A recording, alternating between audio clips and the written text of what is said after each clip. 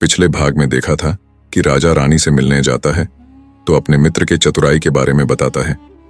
रानी उनके मित्र के लिए पकवान बनवाती है जिसमें जहर होता है, लेकिन दीवान के बेटे को यह पता चल जाता है। अब आगे दीवान का बेटा बोला, नहीं, अब ऐसा उपाय करना चाहिए जिससे हम उसे घर ले चलें। आज रात को तुम वहां जाओ। जब राजकुमारी सो जाए तो उसकी बाईं जांघ पर त्रिशूल का निशान बनाकर उसके गहने लेकर चले आना। राजकुमार ने ऐसा ही किया।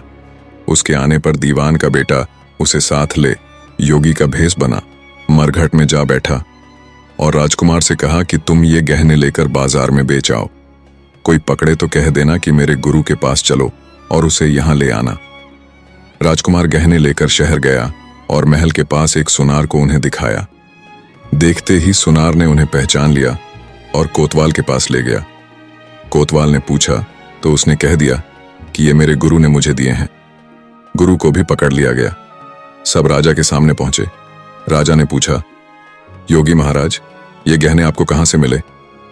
योगी बने दीवान के बेटे ने कहा, महाराज, मैं मसान में काली चौदस को डाकिनी मंत्र सिद्ध कर रहा था कि डाकिनी आई।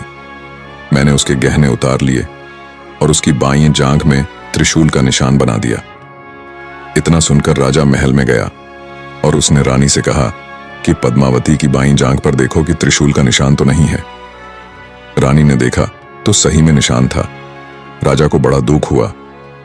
बाहर आकर वह योगी को एक ओर ले जाकर बोला, महाराज, धर्मशास्त्र में खोटी स्त्रियों के लिए क्या दंड है? योगी ने जवाब दिया, राजन, ब्राह्मण, गऊ, स्त्री, लड़का और अपने आश्रय में रहने वाले से कोई खोटा काम हो जाए तो उसे देश निकाला दे देना चाहिए। यह सुनकर राजा ने पद्मावती को डोली में बिठाकर जंगल में छुड़वा दिया। राजकुमार और दीवान का बेटा तो ताक में बैठे ही थे। राजकुमारी को अकेली पाकर साथ ले अपने नगर में लौट आए और आनंद से रहने लगे। इतनी बात सुनाकर बेताल बोला, राजन, यह बताओ कि पाप किसको लगा है? राजा ने कहा, पाप तो राजा को लगा। दीवान के बेटे ने अपने स्वामी का काम किया। कोतवाल ने राजा को कहना माना और राजकुमार ने अपना मनोरथ सिद्ध किया। राजा ने पाप किया जो बिना विचारे उसे देश निकाला दे दिया। राजा का इतना कहना था कि वेताल फिर उसी पेड़ पर जा लटका। राजा वापस गया और वेताल को लेकर चल दिया। वेताल बोला, राजन सुनो, एक कहानी और सुनाता हूं।